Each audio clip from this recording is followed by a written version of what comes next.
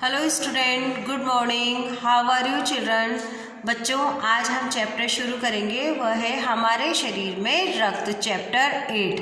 आपने अभी chapter 1 complete किया है, चैप्टर 4 नाक की महिमा कंप्लीट किया है। नाक की महिमा में भी क्वेश्चन आंसर एक्सरसाइज हमने करे हैं, और जिन बच्चों ने एक्सरसाइज और क्वेश्चन आंसर नहीं किए हैं वो अपने क्लास 4th का ग्रुप DPS ग्रुप जो है हमारा, उसमें देखना, आपको दोनों वर्कशीट भी मिलेगी और दोनों वर्कशीट के सॉल्यूशन भी मिलेंगे। तो आप बिना लापरवाही के, बिना वीडियो देखे बिना आप जल्दी से करना शुरू करें बच्चों वर्क, ताकि आपका आगे भी काम रहे और पेंडिंग नहीं रहे। तो चैप्टर 8 हम पहले भी पढ़ चुके हैं, दोबारा से रिपीट करेंगे। हमारे शरीर में रक्त क्या होता है, हमारे शरीर में रक्त की क्यों आवश्यकता होती है, और जब हमारे शरीर में रक्त की कमी होती है तो उससे कौन सी बीमारी होती है, ये सब हम इस चैप्टर में पढ़ेंगे। ये पार्ट मैंने इसीलिए लिया है क्योंकि रक्त के बारे में आपको जानकारी होना बहुत आवश्यक है। तो अभी तक जो हमारा सिलेबस था उसके अकॉर्डिंग चैप्टर 1, चैप्टर 4 और चैप्टर 8 हम करेंगे। ये पार्ट शरीर विज्ञान से संबंधित है, ज्ञानवर्धक पार्ट है। इससे हमारे शरीर में रक्त के महत्व के बारे में पता चलता है। रक्त का क्या काम है, रक्त कण कितने प्रकार के होते हैं और रक्तदान क्यों करना आवश्यक है, ये सारे जो प्रश्न हैं इनके उत्तर हमें इस चैप्टर में मिलेंगे। और यह पार्ट स्वच्छता रखने की भी आवश्यकता को रेखांकित करता है कि हमें स्वच्छ और स्वस्थ दोनों ही रहना चाहिए और रखना चाहिए। तो बच्चों, हम चैप्टर शुरू करते हैं। मेरी छोटी बहन पूर्वा शुरू से ही बहुत कमज़ोर है। आप फिंगर पॉइंट करेंगे, अपनी बुक ओपन करेंगे जिसमें पेज नंबर 51 ओपन करना है आपको। मेरी छोटी बहन पूर्वा शुरू से ही बहुत कमज़ोर है।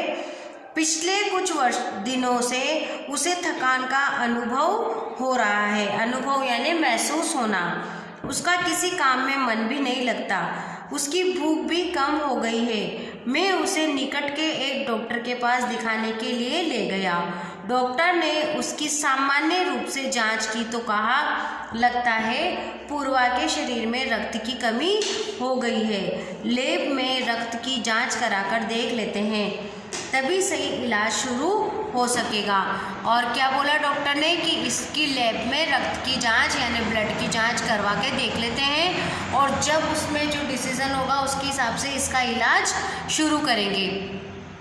ये कहकर उन्होंने निकट की पैथ लैब यानी जहाँ पर जांच होती है में रक्त की जांच के लिए भेज दिया। वहाँ की नर्स मेरी परिचित निकली। वह देखते ही बोली, कहो धवल कैसे आना हुआ। और जो वहाँ पर जो नर्स थी वो किसकी पहचान वाली थी? धवल की। धवल कौन था?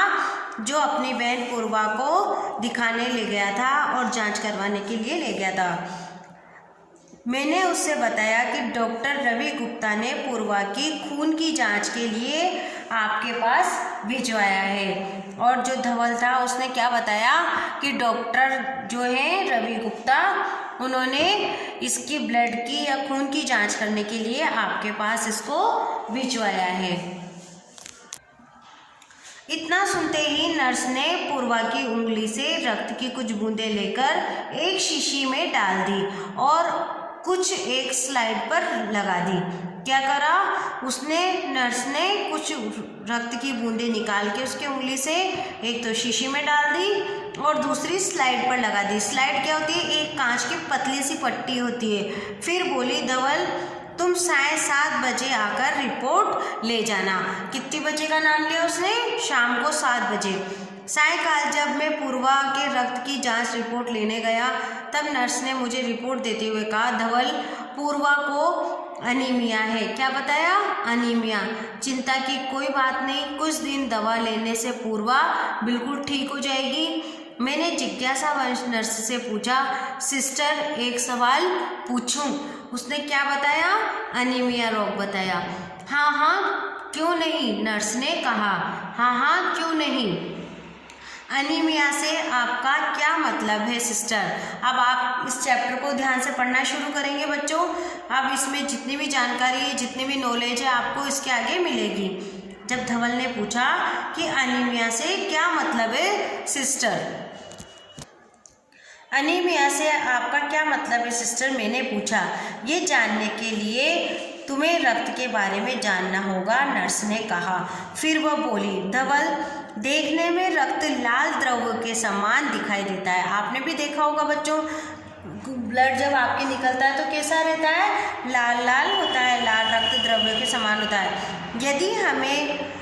यदि इसे हम सूक्ष्मदर्शी यंत्र के द्वारा देखते हैं, पर इस जब ब्लड को हम सूक्ष्मदर्शी यंत्र के द्वारा देखते हैं, सूक्ष्मदर्शी यंत्र होता है जो बारीक से बारीक चीज़ को भी हम उससे देख सकते हैं। जैसे हमारे शरीर में कई आपको नाखून देखना, नाखूनों में हमें लगता है कि बिल्कुल साफ है, पर अगर हम देखेंगे सूक्ष्मदर्शी यंत्र से तो हमारे जो नाखून है उसमें बहुत से कीटाणु रहते हैं, तो ये सूक्ष्मदर्शी यंत्र के द्वारा आराम से दिख जाते हैं। ये एक भानुमति के पिटारे से कम नहीं। क्या बताया उसने ब्लड के बारे में? मोटे तौर पर हम इसके दो भाग कर सकते हैं। एक भाग तो वह जो तरल है और उसे क्या कहते हैं हम, प्लाज्मा कहते हैं। जो तरल भाग है उसे क्या कहते हैं हम, प्लाज्मा कहते हैं। दूसरा वह जिसमें छोटे बड़े कई तरह के कण होते हैं, कुछ लाल, कुछ सफ़ेद और कुछ ऐसे जिनका कोई रंग नहीं है, वो प्लेटलेट्स कहा जाता है। ये कण प्लाज्मा में तैरते रहते हैं। आपने ध्यान से सुना होगा, क्या बताया उसने, नर्स ने बताया कि जो द्रव्य है, जो लाल रक्त है, वह द्रव्य के समान दिखाई देता है। यदि इसे हम सूक्ष्मदर्शी यंत्र के द्वारा देखते हैं तो ये कैसा दिखता है, भानुमति के पिटारे जैसा। भानुमति का पिटारा ऐसा होता है जिसको खोलते जाओ उसमें चीज़ें निकलती जाती है, यानी कि उसमें ख़त्म ही नहीं होती है। तो इसकी जितनी डिटेल में जाएंगे हम, इतनी डिटेल में जाते हैं, पर अभी तो हमें मोटे तौर पर क्या समझना है कि इसके दो भाग होते हैं। किसके?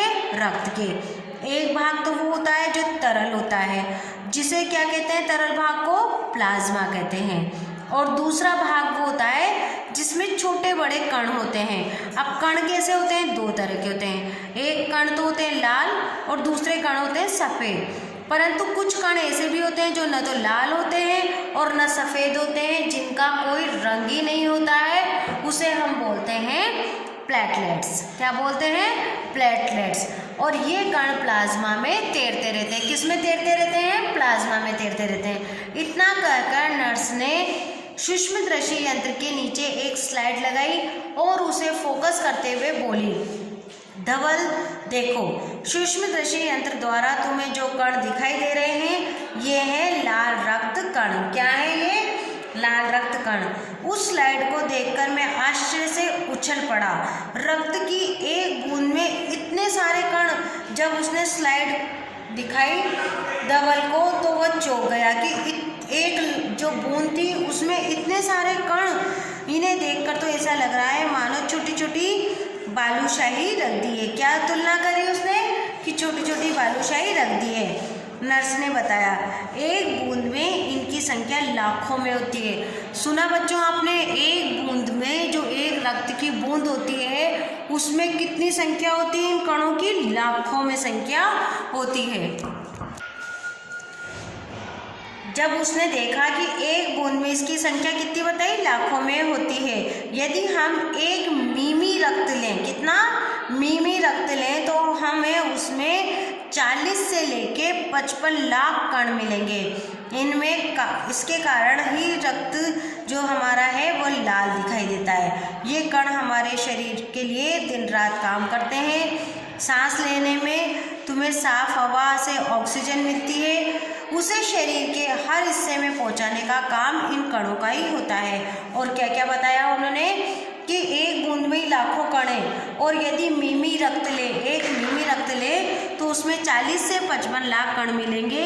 इसके कारण ही हमें रक्त लाल दिखाई देता है। और ये कण हमारे शरीर में दिन रात काम करते हैं। अब क्या क्या काम करते हैं ये रक्त? सांस लेने में जो हम सांस लेते हैं उससे उस हवा को साफ करके ऑक्सीजन बनाते हैं या ऑक्सीजन से मिलती है। सांस लेने में तुम्हें साफ हवा से ऑक्सीजन मिलती है, उसे शरीर के हर हिस्से में पहुंचाने का काम इन कणों का ही होता है।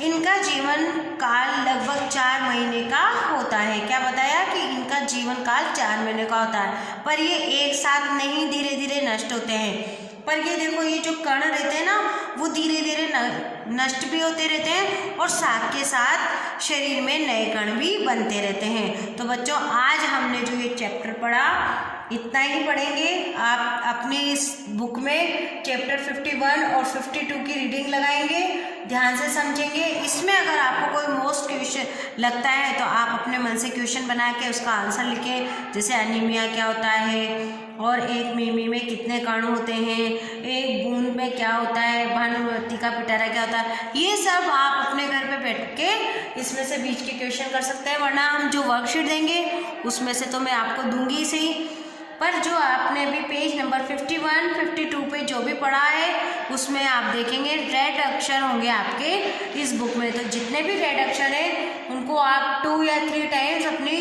रफ नोटबुक में लिखें। रफ नोटबुक पड़ी रहती है बच्चों आपके पास, लास्ट ईयर की भी होगी, या कोई रफ पेज पड़े होंगे, या कुछ भी हो।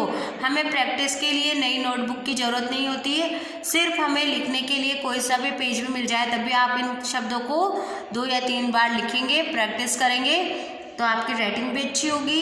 साथ में आपको जो ये अक्षर है वो कैसे लिखे जाते हैं, स्लाइड कैसे लिखते हैं, जिज्ञासा कैसे लिखते हैं, ये शब्द जो भी हैं उनकी मात्राओं का भी ज्ञान होगा। तो बच्चों, आज इतना ही। कल की वीडियो में हम ये चैप्टर कंप्लीट करेंगे। Thank you.